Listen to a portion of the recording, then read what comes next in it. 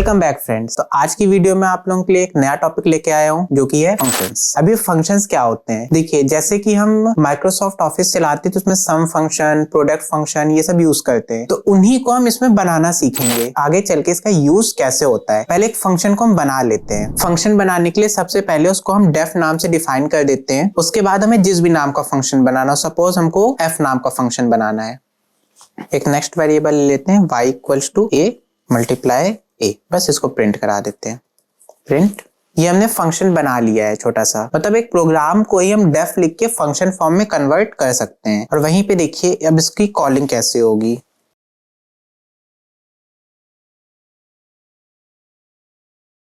एक कमेंट है, ये लिखना कंपलसरी नहीं रहता है। अब मान लीजिए हमें इसे कॉल करना है, सिर्फ और सिर्फ यहाँ f लिखना पड़ेगा और जिस भी नंबर का हमको स्क्वायर निकालना है बस उसको पुट करना पड़ेगा। जैसे मैंने 5 पुट कर दिया। अब इसको सेव कर लेते हैं पहले फाइल को। मैं इसका नाम दे देता हूँ QWERTY.py। ये देखिए डायरेक्टली फंक्शन कॉल हो गया और वैल्यू आ गई। तो इस तरीके से हम एक फंक्शन बना सकते हैं। अब चलिए जानते हैं फंक्शन का यूज क्या होता है। सपोज आपने एक बहुत बड़ा सा प्रोग्राम बनाया है, कम से कम 10-12 पेज का प्रोग्राम है। उस केस में अब आपको कुछ ऐसे मॉड्यूल्स हैं जिनको आपको बार बार यूज करने की जरूरत पड़ी। सपोज मल्टीप्लिकेशन का मॉड्यूल उस प्रोग्राम में आपने 20 टाइम्स लगा रखा है, तो अब हर बार आपको मल्टीप्लिकेशन का प्रोग्राम लिखने की जरूरत नहीं है। बस आप क्या काम कीजिए, एक फंक्शन बना लीजिए, उसका एक फंक्शन डिफाइन कर लीजिए। बस आपको जहां पे जरूरत पड़े बस उसको आप कॉल कर देना है। अब बार बार लिखने की जरूरत नहीं है उस प्रोग्राम को। बार बार क्या काम करना है, बस फंक्शन को कॉल कर देना है। जैसे कि देखिए मैंने यहाँ पे इसको कॉल करवाया है, जैसे कि ये देखिए मैंने f को कॉल करवाया है। ये जो f नाम का फंक्शन था इसी को कॉल करवाया है। तो बस हमको यही काम करना है। अब बार बार अगर इस कोडिंग की हमको जितनी बार जरूरत पड़ेगी उतनी बार इस पूरी कोडिंग को लिखने की जरूरत नहीं पड़ेगी, बस कॉल करवाना है। जैसे कि देखिए अगर हम यहाँ पे 9 लिख देते हैं, ये देखिए इसका रिजल्ट आ गया। हमें बार बार अब नहीं करना पड़ेगा कि वो कोडिंग लिखनी पड़े, बस हमको क्या काम करना है, उस फंक्शन को कॉल करा देना है। तो इसीलिए हम फंक्शन का यूज करते हैं कि हमारा जो प्रोग्राम है थोड़ा सा शॉर्ट हो जाए और थोड़ा सा और भी ज्यादा इजी हो जाए। इजी किस तरीके में, अगर मान लीजिए आपका प्रोग्राम था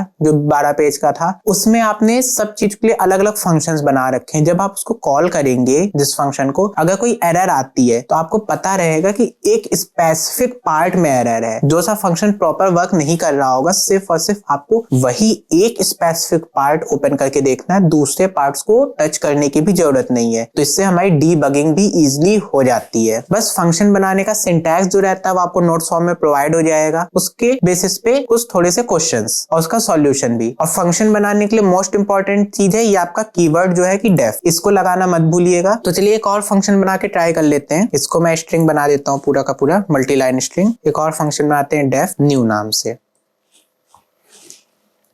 अब सपोज हमको स्क्वायर रूट निकालना है y, अगर किसी नंबर का स्क्वायर रूट निकालना है तो वहां पे हमको क्या काम करना पड़ेगा, a 2 बार मल्टीप्लाई का साइन 0.5 प्रिंट y। चलिए इसको भी कॉल करा के देखते हैं। न्यू, यहाँ लिखते हैं 25, रन कराते हैं इसको। ये देखिए स्क्वायर रूट भी प्रॉपर फाइंड करके दे रहा है ये फंक्शन। अब मान लीजिए हमें अपने प्रोग्राम में 10 जगह पे स्क्वायर रूट निकालना है, तो 10 जगह पे हमको ये प्रोग्राम लिखने की जरूरत नहीं है। सिर्फ और सिर्फ क्या काम करना पड़ेगा, उस फंक्शन को कॉल करना पड़ेगा। अच्छा, कुछ लोगों के दिमाग में ये क्वेश्चन तो नहीं आ रहे हैं कि यार 10 बार लिखने से बट हम कॉपी पेस्ट मार लेंगे। बिल्कुल आप कॉपी पेस्ट मार सकते हैं, बट आपका प्रोग्राम बहुत ही ज्यादा बड़ा बन जाएगा। अगर कोई छोटी सी मिस्टेक होगी तो डीबग करने में बहुत टाइम जाने वाला है। वो टाइम आपका बच सकता है अगर आप फंक्शंस का यूज करेंगे तो। अब देखिए यहाँ प्रिंट की जगह हम रिटर्न का भी यूज कर सकते हैं। जैसे हम यहाँ पे यूज कर लेते हैं रिटर्न y। अब चलिए इसको कॉल कराते हैं। देखिए काम नहीं कर रहा है। अब जहां पे हमने रिटर्न का यूज किया है वहां पे थोड़ा सा कॉलिंग चेंज हो जाएगी। अब हम क्या काम करते हैं, एक नया वेरिएबल ले लेते हैं sq नाम का और उसमें इसकी कॉलिंग स्टोर करा लेते हैं, इसको प्रिंट करा लेते हैं,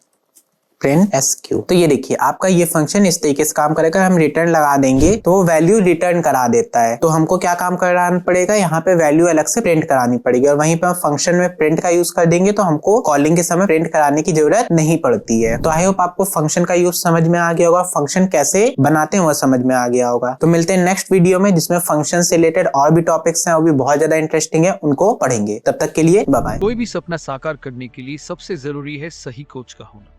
चुनिए बघेल इंस्टीट्यूट को और करें अपने skill oriented CS and IT courses का सपना साकार। Download the app now.